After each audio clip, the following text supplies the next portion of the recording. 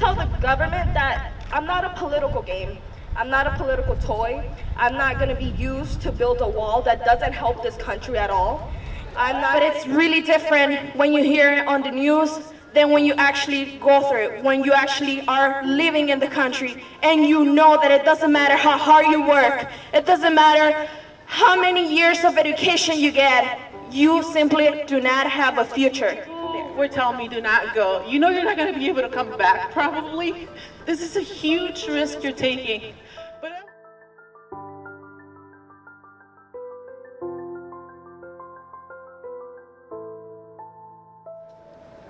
our silence is an act of complicity. So it's our moral responsibility to keep resisting, right? This Daca doesn't just affect Central Americans and South Americans, though it does heavily affect us. It's not only Central Americans and South Americans who are recipients of Daca. So we want to make sure that everyone knows that this is an intersectional issue.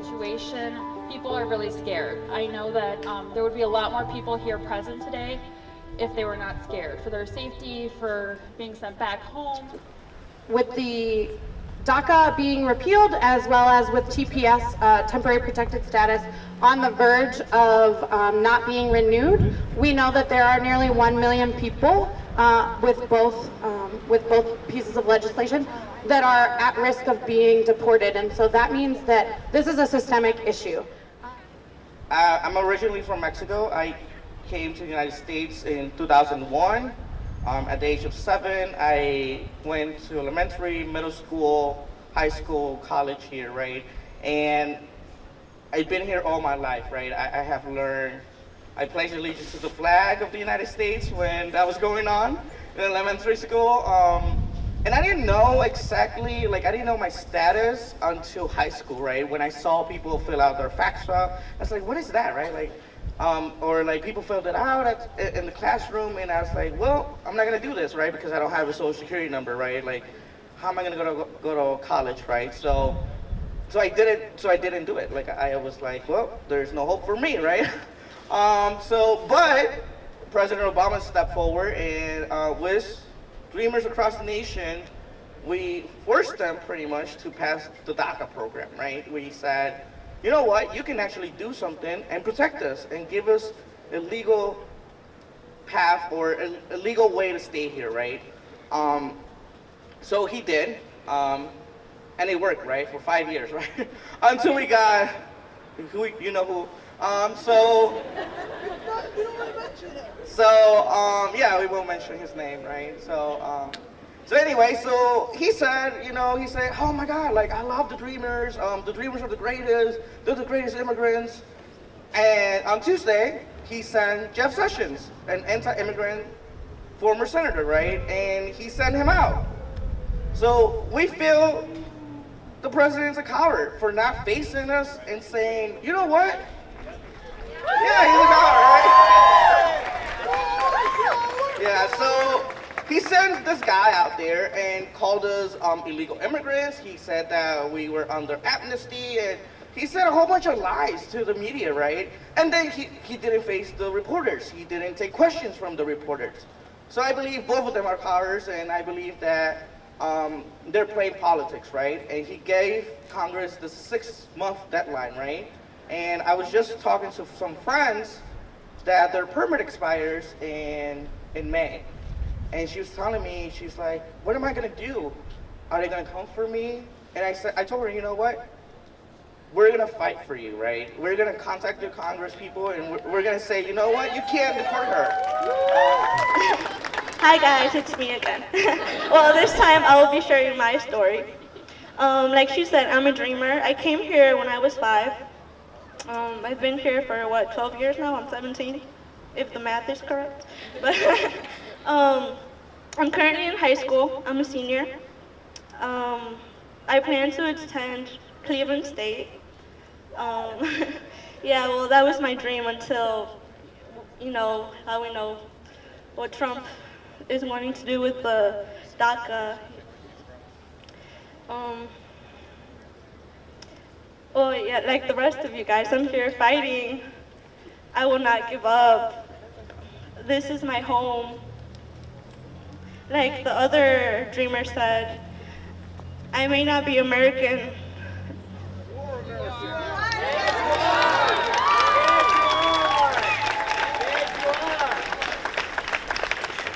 I may not be American by paper, but I am by heart.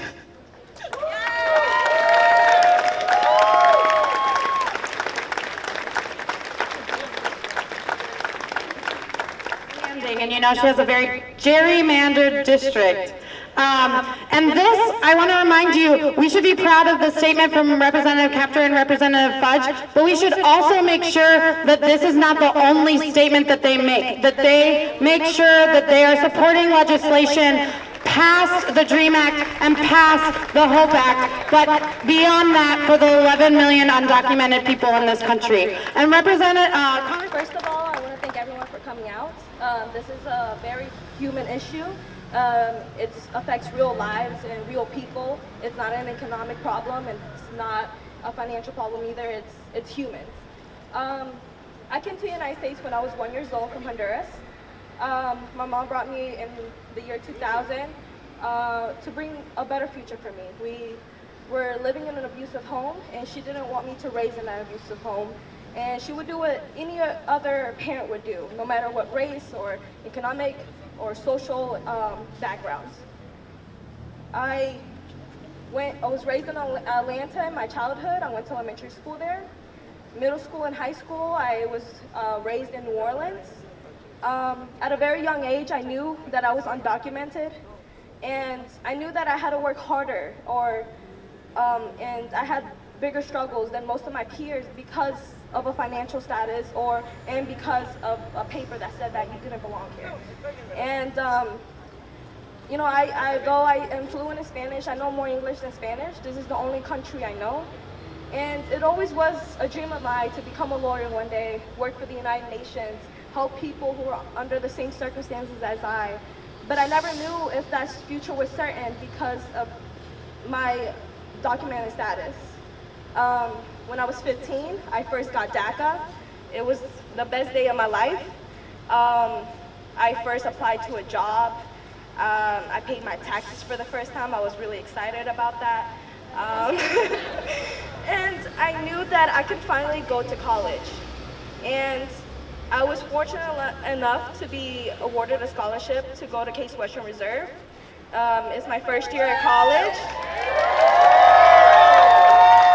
And although it came with many struggles, many obstacles, but I was like, I finally made it. And many people doubted me, many people said, you're not gonna do it, but I did it. But now Trump is telling me that, oh, in 6 months, I don't know what's gonna happen to you. In 6 months, I don't know if I'll be able to work anymore, if I'll be able to go to college anymore, if I'll be able to see my lover anymore, because I might be deported. And it's difficult for me to go back to a country that is ruled by gangs, who is run by corrupted officials and law enforcement, and to a country that I don't even know. And I was brought here by my single mother, who worked very hard her whole life to teach me morals and values. I am not a criminal, I'm not a rapist, I'm not a drug addict.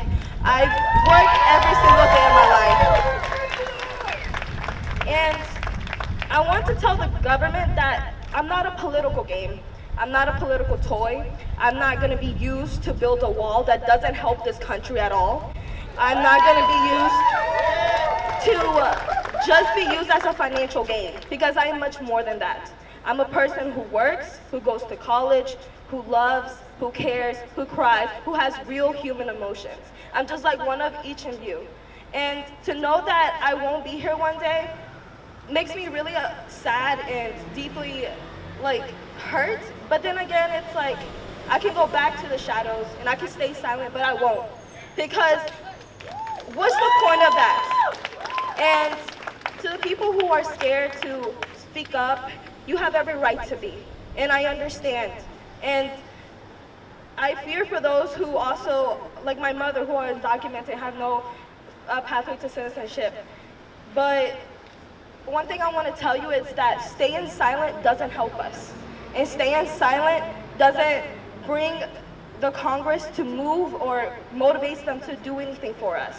We need to fight together. We need to bring each other together. Together we're a community. Together we build better people. Together we build better homes and we build a better life. And it's hard, and I know, but I just want everybody to know that even though that my future is full of uncertainty, I'm not gonna fight. I'm gonna continue fighting. I'm not gonna stay silent, and I'm gonna continue doing whatever I can to bring better future for myself and people like me and people like my mother.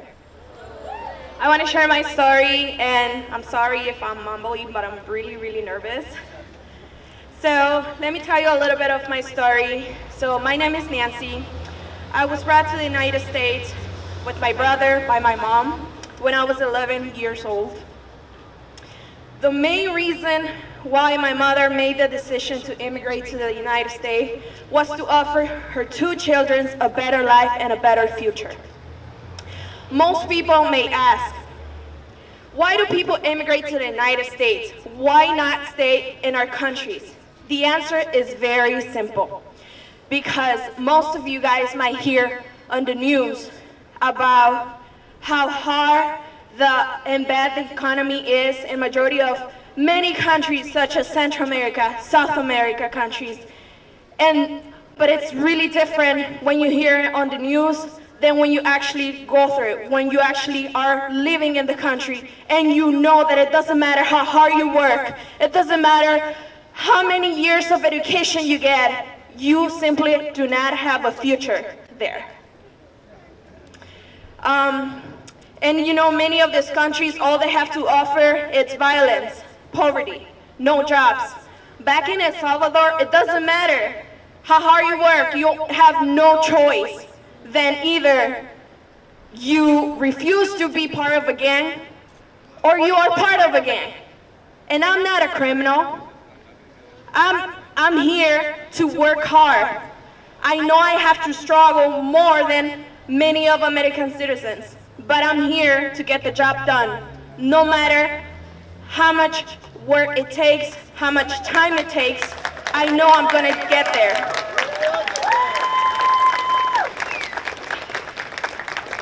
When I left home, I was never aware of any of all these bad situations going on in my country because I was a little girl. Since day one, I remember like it was yesterday when we arrived to America, I could breathe a fresh air, I could feel a whole new environment around me. It's very difficult to express the feeling and the emotions at the same time. Because even though I was only 11 years old, at that age, I could still feel.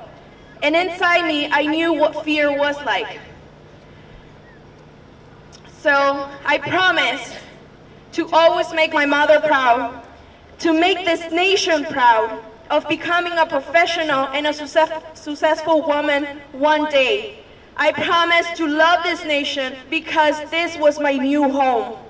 I knew since that moment I was going to work really hard and also become a good and the best citizen in this country. I remember my first day of school in America. It was like I was just born again. I started so many challenges. I had to face many obstacles, starting from the new language, new people, a whole new culture. But guess what? I adapt myself to my new life. Was it easy? Of course not. But even though I went through all those obstacles, I learned the language. Even when I have an accent, I'm proud of my accent because I'm a bilingual.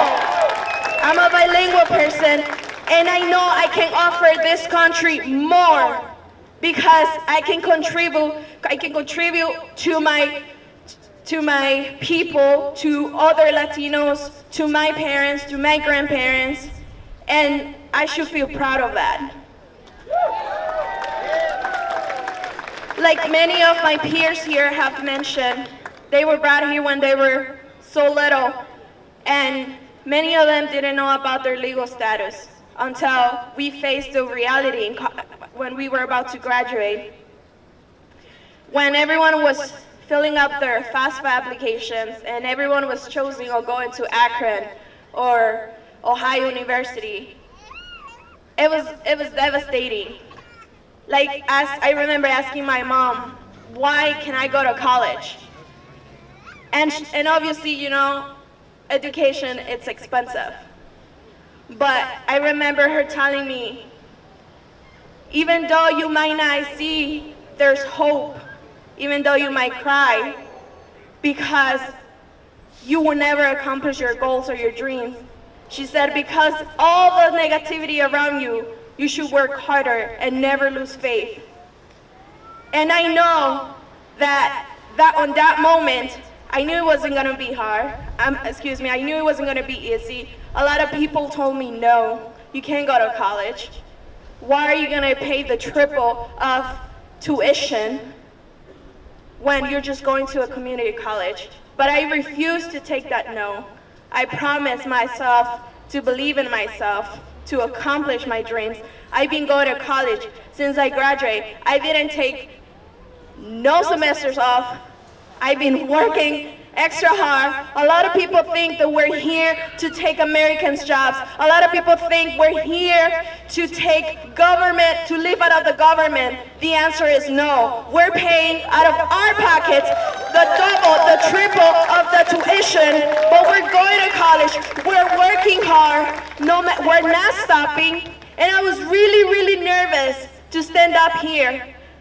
But you know what? I know there are many of thousands of other dreamers who are afraid like I was. And I said to myself, no, you have to stand up, speak up, because there are many other dreamers who are related to your same story. And they're still living in the shadows because they're afraid. And I know it's normal because I'm shaking right now. But I know that if I don't speak up, I'm doing the same thing they're doing. And we're here to support each other. My name is Jose Ramon from Painesville. I'm one of the dreamers. We're here to fight, right? Yeah. Okay, my story. I came to the United States when I was 6 years old. I was nervous to come over here. My parents brought me over here when I was little. Nobody knows.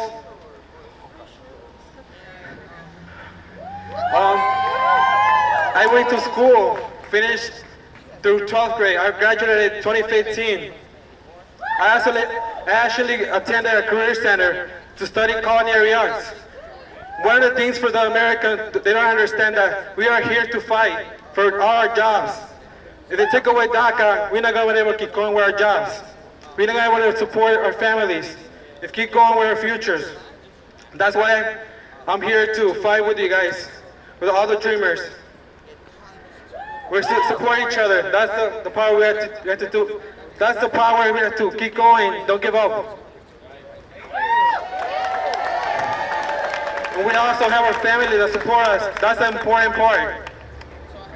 And I also, I want to share with you guys, I am actually helping in our church, our community. There's a lot of community that are scared to go out to the store, everywhere we go. Daca, I have some friends that are scared. I invite them to come over here. They told me they couldn't make it. They're scared they're going to get stuck in the way here. Why? Because Daca's going to end soon? No, we're not going to give up. We have to be stronger and don't give up. Thank you. She helped me, she took me, she said, you can do this. And she was impressed by all the support that I've had. I had the opportunity to go to Mexico last year, January. People were telling me, do not go. You know you're not going to be able to come back, probably. This is a huge risk you're taking. But Eleanor said, once you leave, you're going to come back in legally, because I went through customs and procedures. And it was a nerve-wrack. I was terrified. People were praying for me. People were texting me, are you back? Are you in? Once I told my job, yes, I'm in. I made it back. You guys don't have to feel guilty, because they told me, it's up to you. We're not forcing you. You know you're the best. We know you're the only person who can go out there. There's nobody in our company whom we can send to represent you, to represent our company. And I said, I'll do it. It's for the good of the company. It's an opportunity for me So I did it. There were people who were angry with me. They said, "You're being selfish. You know you may not be able to come back." And I had her support. She said, "Do it." And I just want to thank everybody who's here, everybody who supports Daca. And I used to be afraid. I used to be terrified. I'm afraid right now. I have a brother whom I'm very proud of, and he's proud of me. We have amazing parents. They brought us here to live the American dream. And I'm proud to say we've done that. There is nothing that can hold you back if you want to do it. Leo, I have his story written because I asked him to text it to me so we could share it with you guys. Leo would have been, he's 14 years old. He would have been eligible to apply for Daca next year when he turned 15. But now he can't. So I asked him if he could please share his story, even though he didn't want to be present for fear. So he texted it to me, and we're going to have, I think it's Corina share that story. So this is Leo. This story is coming from Leo Juarez. Thank you for sharing, Corina.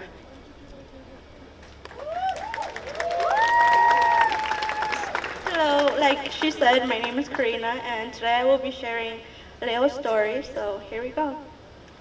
I'm Leo Juarez, and this is why Daca could have helped my future and many other young, undocumented children. Daca could have helped me focus more on my future instead of thinking what I'm going to be able to do to stay in the country I've called home for 13 years of my life, and has honestly done so much for me and my family.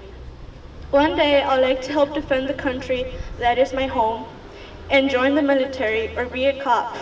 But now the possibilities of such thing have decreased significantly. I'm currently a freshman in high school, and I'm in honors English, honors biology, and now I'm in honors Spanish 3, and would have been moved up to Spanish 4 if LCC enrollment wasn't over yesterday. I could have been earning college credits in my freshman year of high school. The path I'm taking now, school-wise, will have me graduating high school with a minor in Spanish and maybe even more. I'm 14 now, and I have a girlfriend, as a normal 14-year-old would, except I'm not a normal 14-year-old. I'm here undocumented, meaning I could possibly get deported to a country I've never been in, and I have never called home. And I could be leaving my entire life and everything I have worked so hard for education-wise behind, and all my friends. I hope this helps you. I hope this helped you give you thinking about Daca. But just remember, this is only one out of 8,100 and maybe even more. Know that our senators are Rob Portman and Sherrod Brown. I need you to take out your phone. It's not raining that hard, so you could do this right now. Take out your phone and save this number. It's 202-224-3121. This is a magical telephone number. When you call it, you connect to the switchboard at the Capitol in Washington, D.C. So with this one number, you can contact your House rep, you can contact Senator Rob Portman, and you can contact Sherrod Brown. We need you to do all 3 of those phone calls today. Let's fill up those voicemails tonight so that when they walk into the office tomorrow, they hear the voices of all of the people here, of your friends, and of your family members. And then I need you to keep making those phone calls every single day until we get legislation passed.